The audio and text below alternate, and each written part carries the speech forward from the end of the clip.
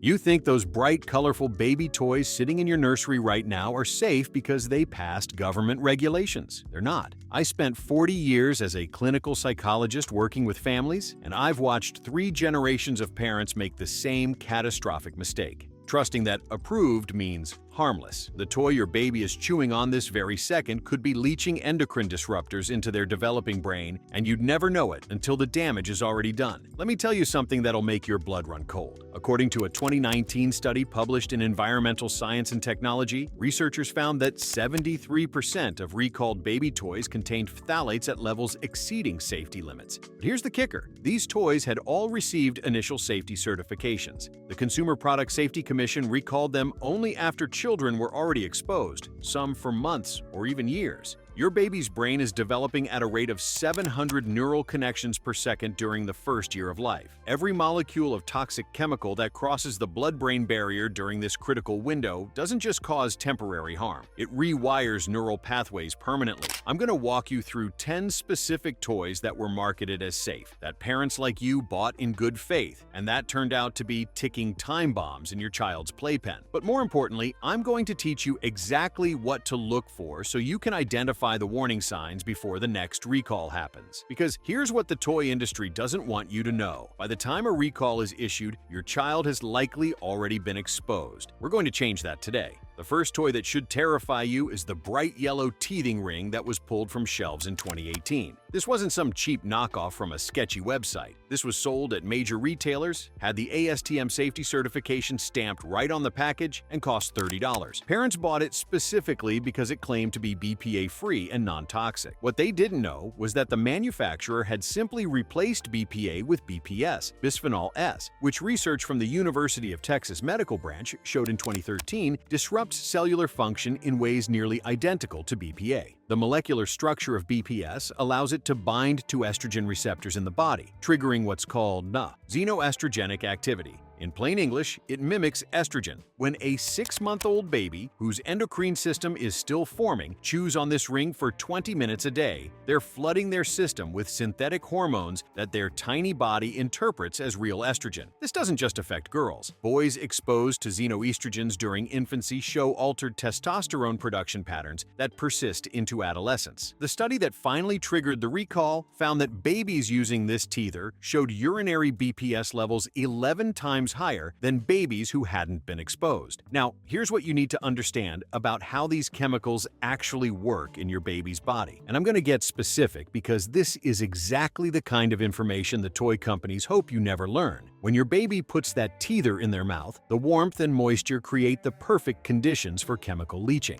The polymer bonds in the plastic begin to break down. Molecules of BPS separate from the plastic matrix and transfer directly to the mucous membranes in your baby's mouth. These membranes are incredibly permeable, which is why medications like nitroglycerin for heart patients are administered under the tongue for rapid absorption. Your baby's oral mucosa absorbs these chemicals within seconds. Once in the bloodstream, BPS has a half-life of approximately 43 hours, meaning it takes nearly 2 days for just half of a single exposure to clear their system. But babies don't use teethers once. They use them multiple times daily, creating a constant accumulation pattern. The chemical doesn't just circulate, it crosses the blood-brain barrier, a protective membrane that's supposed to keep toxins out of the brain but isn't fully developed in infants. Once inside the developing brain, BPS interferes with neurotransmitter production, specifically dopamine and serotonin synthesis. A 2016 study from the Journal of Endocrinology demonstrated that prenatal and early life BPS exposure led to hyperactivity, attention deficits, and altered social behaviors in mice that persisted into adulthood. The researchers found actual structural changes in the hippocampus, the brain region responsible for memory and learning. The second toy I need you to know about is even more insidious because it was marketed specifically to health-conscious parents. This was an organic wooden rattle sold at premium prices in boutique baby stores and online shops that specialized in natural products. The wood itself was fine.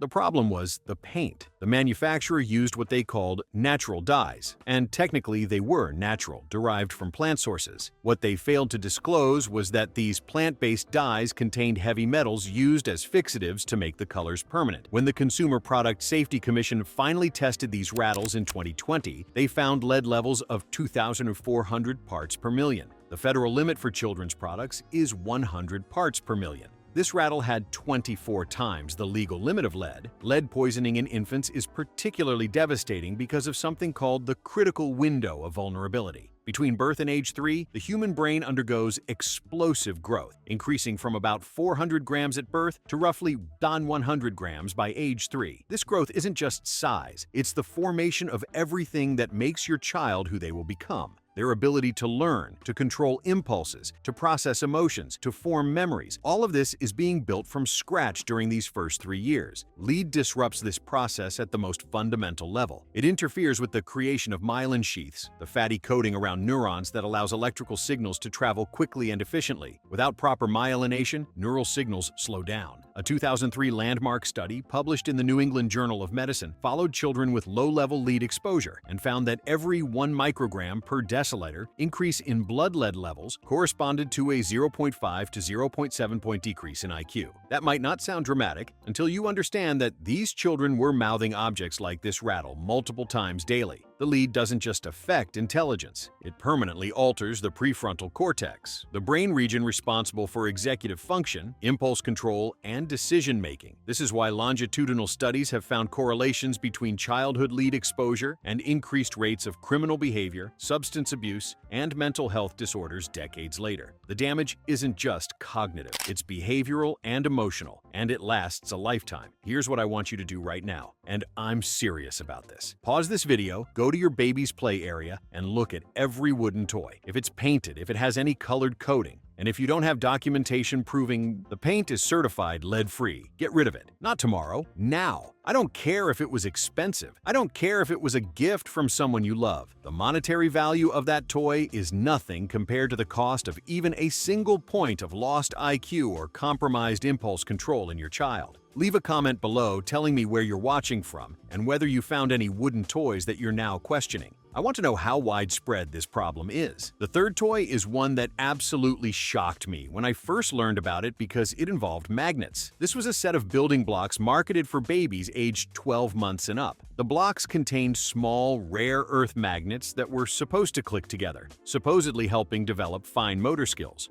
Between 2017 and 2019, there were 2,900 emergency room visits related to children swallowing these magnets. But the real horror isn't the number of incidents. It's what happens inside your child's body when they swallow multiple magnets. This is something most parents never think about, and it's probably the most immediately life-threatening situation on this entire list. When a child swallows 2 or more magnets, separately and at different times, those magnets seek each other out inside the digestive system. They're powerful enough to attract through multiple layers of intestinal tissue. Here's the mechanism that creates the emergency. Let's say your toddler swallows 1 magnet on Monday and it travels into the stomach. Then on Tuesday, they swallow another magnet. That second magnet, still in the stomach or esophagus, pulls toward the first magnet, which might now be in the small intestine. The force of attraction is so strong that it pinches the intestinal walls between the 2 magnets. This pinching cuts off blood supply to that section of tissue. Within hours, the tissue begins to die, a process called necrosis. Dead intestinal tissue perforates, creating holes. Once you have holes in the intestine, bacteria from the digestive tract spills into the abdominal cavity, causing peritonitis, a severe and often fatal infection.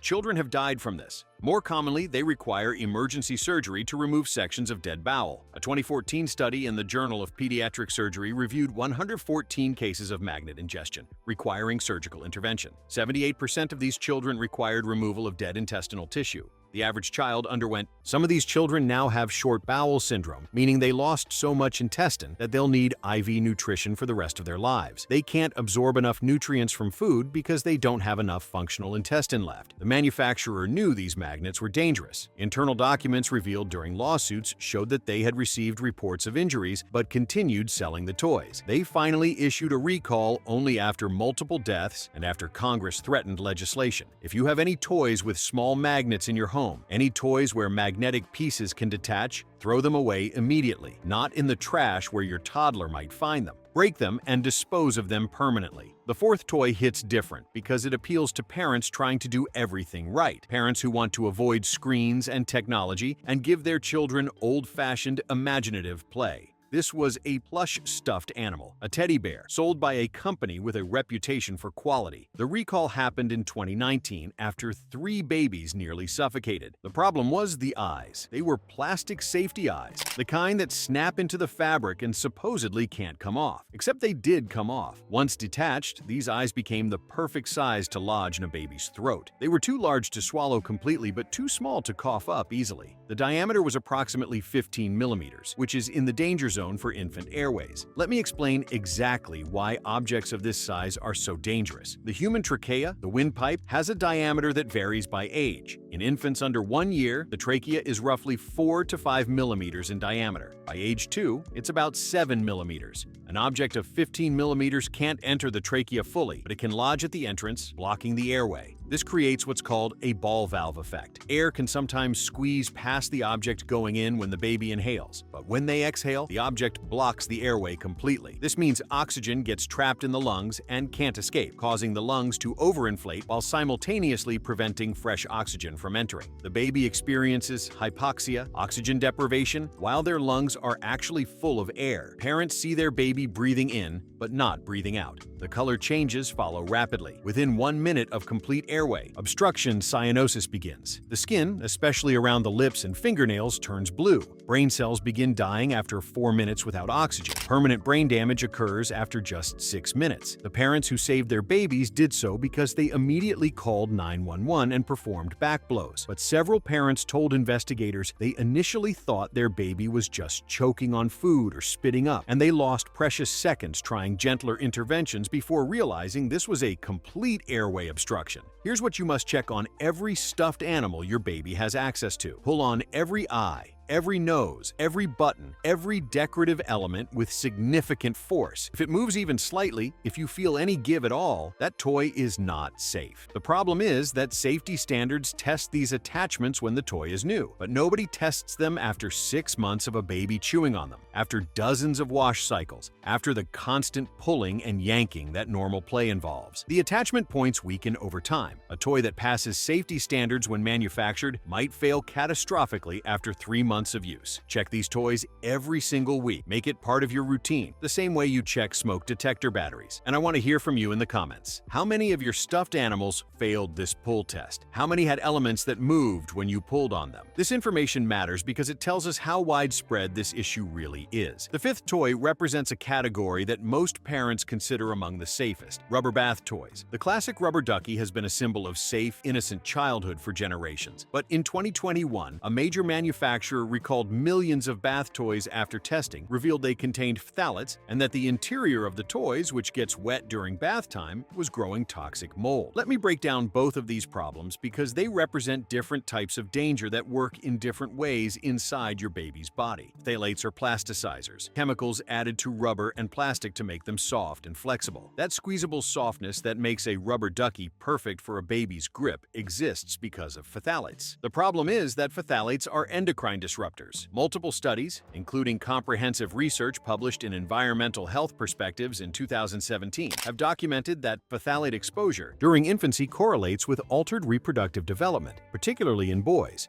Phthalates bind to androgen receptors and interfere with testosterone production and function. In developing male infants, this interference occurs during the masculinization programming window, a critical period when testosterone levels are supposed to surge to establish male typical development of reproductive organs and brain structures. When phthalates disrupt this process, the effects can include cryptorchidism, undescended testicles, hypospadias, a condition where the urethral opening is in the wrong location and smaller than normal genital development. The Danish researcher Niels Skakebæk has published extensively on what he calls testicular dysgenesis syndrome, a cluster of male reproductive abnormalities he links directly to endocrine-disrupting chemical exposure during fetal and early infant development. Now let's talk about the mold problem, which operates through a completely different mechanism but is equally serious. Bath toys have small holes that allow water to squirt out. That's part of the fun. But water also gets inside and remains trapped in a warm, dark, wet environment. Mold thrives in these exact conditions. The most common species found in these toys are Stachybotrys chartarum, that's black mold, and various Aspergillus species. When a baby squeezes the toy, water squirts out, but so do mold spores. These microscopic spores become aerosolized, suspended in the air. Your baby inhales them directly, or they land in bathwater that your baby might swallow. In healthy adults, small mold exposures usually aren't problematic because our immune systems handle them. But infant immune systems aren't fully developed. They lack the robust response that older children and adults possess. Mold spores can trigger severe respiratory reactions. A 2018 study from Swiss researchers tested 19 used bath toys and found bacterial counts as high as 75 million cells per square centimeter inside the toys. They found Legionella, the bacteria that causes Legionnaire's disease, in some toys. They found Pseudomonas aeruginosa, which causes serious lung infections in vulnerable populations. Your baby is playing with what is essentially a bacteria and mold spray bottle. The solution here is simple but absolute. Bath toys should not have holes. None. If water can get inside, the toy is inherently unsafe regardless of what the packaging claims. Get solid rubber or silicone bath toys with no openings. And regarding phthalates, look for products specifically labeled phthalate-free. Don't trust general terms like non-toxic because that's not a regulated term. Manufacturers can claim a product is non-toxic even if it contains chemicals you definitely don't want near your baby. The European Union has much stricter standards than the United States regarding phthalates. If you can find toys that meet EU standards, those are safer choices. The sixth toy is going to surprise you because it's supposed to be educational. This was a musical toy piano designed for babies starting at 6 months. It played melodies, lit up, and was supposed to teach cause and effect relationships. The recall happened because the battery compartment wasn't secure. Babies could access the button cell batteries, and multiple children swallowed them. Button cell batteries are possibly the most dangerous object a baby can swallow, and the mechanism of injury is something every parent needs to understand in graphic detail because it's not what you think. When a button cell battery gets stuck in the esophagus, which happens frequently because the esophagus is narrow in young children, the battery doesn't poison the child with battery acid. That's not how the injury occurs. Instead, the battery generates an electrical current. The moisture in the esophagus creates a conductive medium. This electrical current causes a chemical reaction called electrolysis at the negative pole of the battery. This reaction generates hydroxide, a highly caustic substance with a pH above 13.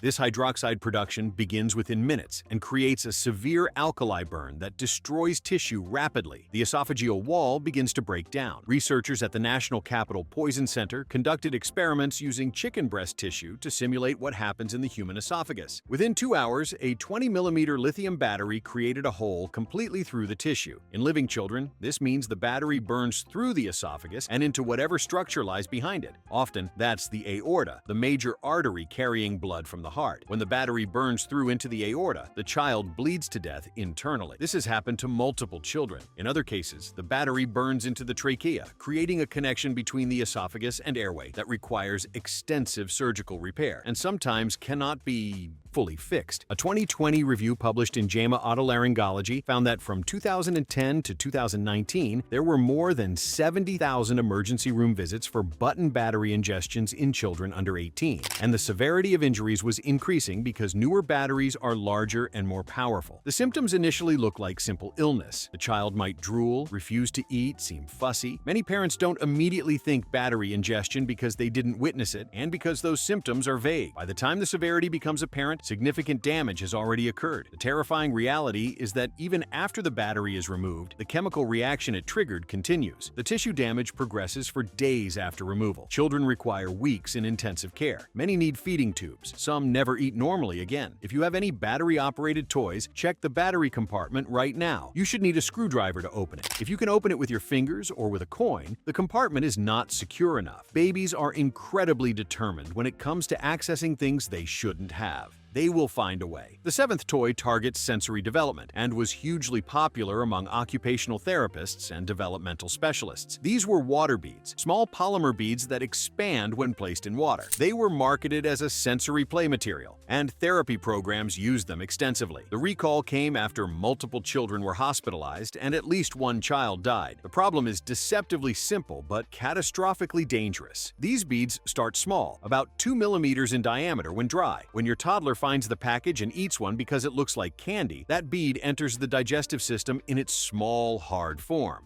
Then it encounters the moisture in the stomach and begins to expand. Over the next few hours, it can grow to 40 or 50 times its original size. Some products expand to 200 times their dry size. A bead that was 2 millimeters becomes 4 centimeters, larger than a golf ball, inside your child's intestine. This causes bowel obstruction. The expanded bead is too large to pass through the intestine. It acts like a plug, completely blocking the flow of digestive contents. The blockage creates a backup. The intestine before the obstruction becomes distended, swollen with trapped fluid and gas. This swelling cuts off blood supply to the intestinal wall. You get the same tissue death, the same necrosis we discussed with magnets, but this time it's caused by pressure rather than by magnets pinching tissue together. The symptoms develop gradually. Your child complains of stomach pain. They vomit. They stop having bowel movements. Many parents think it's stomach flu. They wait a day or two before seeking medical care. By the time they get to the hospital, there's already dead bowel that must be surgically removed. But here's the aspect that makes this even worse. These beads are clear or translucent when expanded. They're almost invisible on X-rays. Standard imaging doesn't detect them. Doctors looking at X-rays see signs of obstruction but can't identify the cause. This delays diagnosis and treatment. By the time exploratory surgery happens and surgeons discover the expanded water bead, significant damage has occurred. A 2023 case report in Pediatrics described a 2-year-old who swallowed 3 water beads. They didn't expand evenly. One remained in the stomach, one lodged in the small intestine,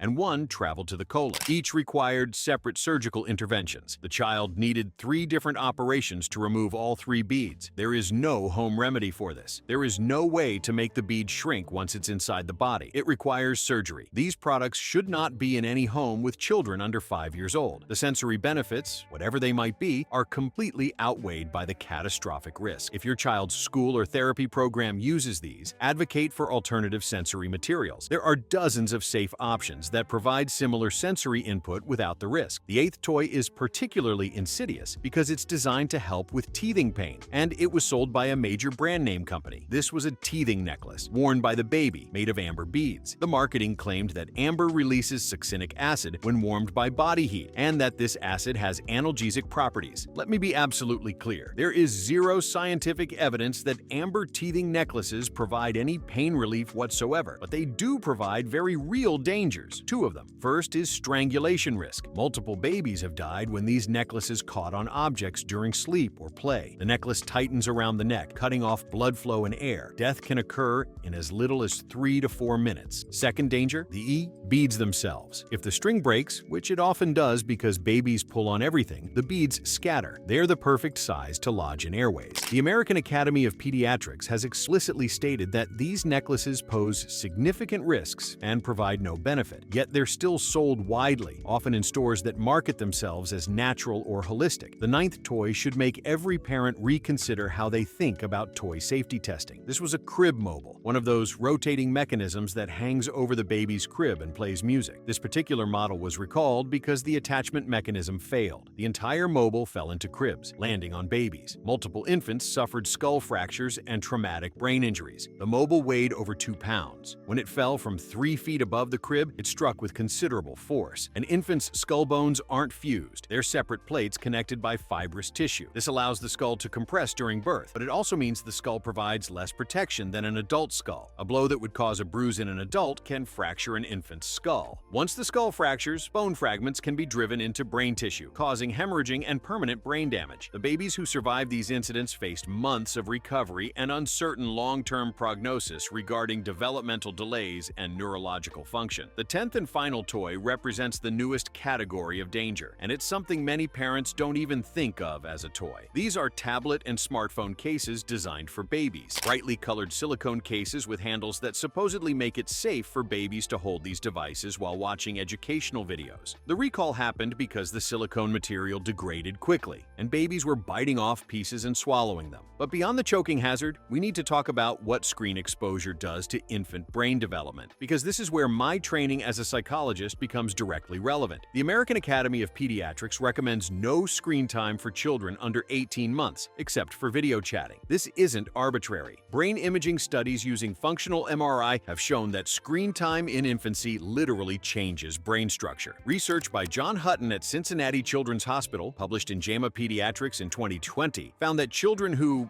exceeded recommended screen time guidelines showed lower structural integrity in white matter tracts supporting language and executive function skills. Their brains developed differently. The mechanism relates to what's called serve and return interaction. Healthy brain development requires back and forth exchanges between baby and caregiver. Baby coos, parent responds, baby responds to parent's response, and this cycle continues. Each exchange builds neural connections. Screens can't provide real serve and return. They're one-directional. The baby watches, but the screen doesn't respond meaningfully to the baby's actions. This lack of genuine interaction during critical developmental windows creates deficits in social-emotional development, language acquisition, and attention regulation that persist for years. Now let me give you the actionable framework you need to evaluate any toy before you purchase it or allow your baby to use it. First, apply the toilet paper roll test. If any part of the toy or any part that could detach from the toy fits through a toilet paper roll, it's a choking hazard. The cylinder of a toilet paper roll approximates the diameter of a young child's airway. Second, check for secure battery compartments that require tools to open. Third, examine every attachment point on stuffed toys and pull firmly. Fourth, avoid any toy with magnets that could be accessed. Fifth, research the material composition. Look for toys that specifically state they're phthalate-free, BPA-free, and lead-free. Sixth, remember that even recalled toys remain in circulation. Check the CPSC website regularly, at least monthly, and search for any toy you're considering purchasing to see if it's been recalled. Seventh, understand that your baby's safety is more important than anyone's feelings. If a relative gives you a toy that doesn't meet these standards, thank them and don't use it. I spent 4 decades helping families, and the pattern I saw repeatedly was that parents received vague warnings about safety, but never understood the specific mechanisms of harm. You don't need vague warnings. You need detailed information about what actually happens inside your child's body when things go wrong. That's what I've given you today. You now know more about toy safety than most pediatricians learn in their training. Use this information, check your home today, and understand that keeping your baby safe isn't about being paranoid. It's about being